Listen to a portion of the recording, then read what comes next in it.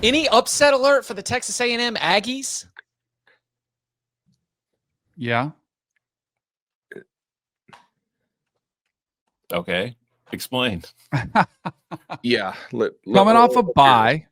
Mm-hmm. So this is one of my purchases in Day Trader Danny. Ooh. It's Matt Zollers, the quarterback who will be starting for Mizzou. I thought he looked pretty good against Vanderbilt. Granted, limited time off the bench, but I thought he is a 5-star, correct? He is not just a slouch coming off the bench. I've been calling him blue chip. I think we might be. Yeah, I don't think he's been as a 5-star. 4-star, but like fringe. Yeah. Blue chip. All right. 4-star. Nice guy. So he's not a bum. He's not.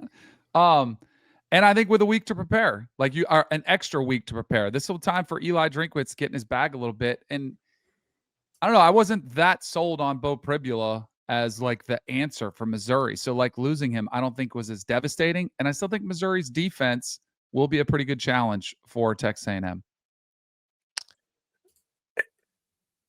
It's fair to note that like how many teams can really chuck it around very well who Arkansas or who Texas A&M has seen, right?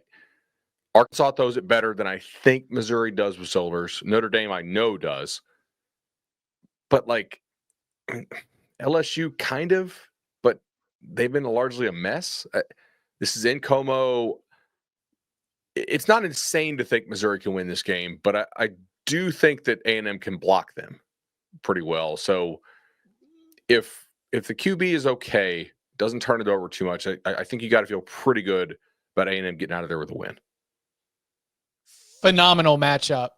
Texas A&M offensive line against Missouri defensive front. Mm-hmm. And maybe you could even argue the others. I mean, just lines of scrimmage in this game are going to be a lot of fun. That's a very, very competitive trench war that we've got here in this game.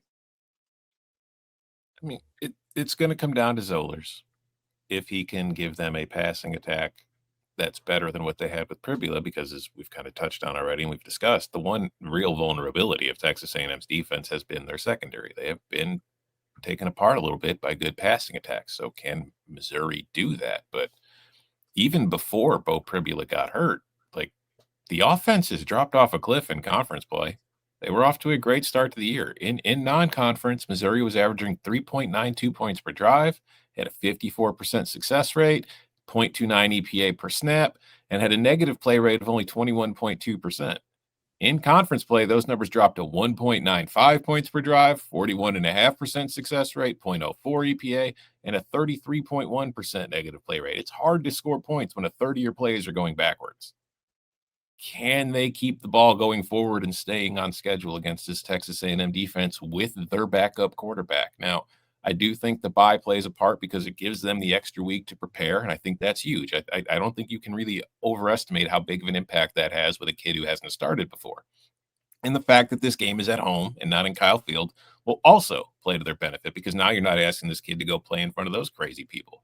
And I mean that kindly, okay, not the Colt way. But like, Also, yes. Yeah, also yes. But so I think that there's a lot that's going Mizzou's direction. So I don't think it's crazy to think Mizzou can pull off this upset. I just don't think it's very likely.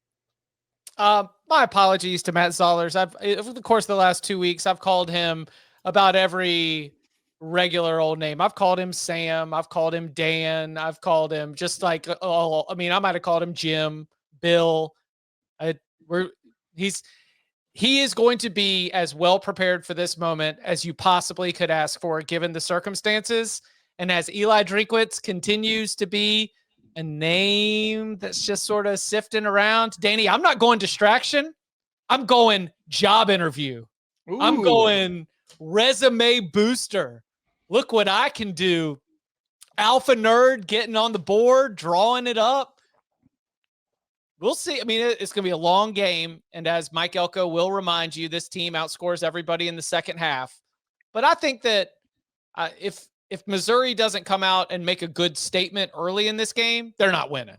They need to be able to come out, hit a couple plays, give the kids some confidence, get a couple stops against the Texas A&M team that is playing on the road in Columbia off a bye when they're top 3 in the country and feeling like a lot has been accomplished, but Texas A&M's been the better team all season. I think Texas A&M escapes, but I wouldn't be surprised if it's a little hairy. Anything They else? did struggle. I'll agree with I just think Ahmad Hardy and the run game from Missouri could provide a problem for Texas A&M's defense. But see, my thought about that is, without Pribula, will the run game be as effective? Because with Yeah, I think Pribula that's in a really there, good you've got point. to account for him. Now, if you don't really have to account for Zollers, Hardy might be easier to stop than he already had become in SEC play.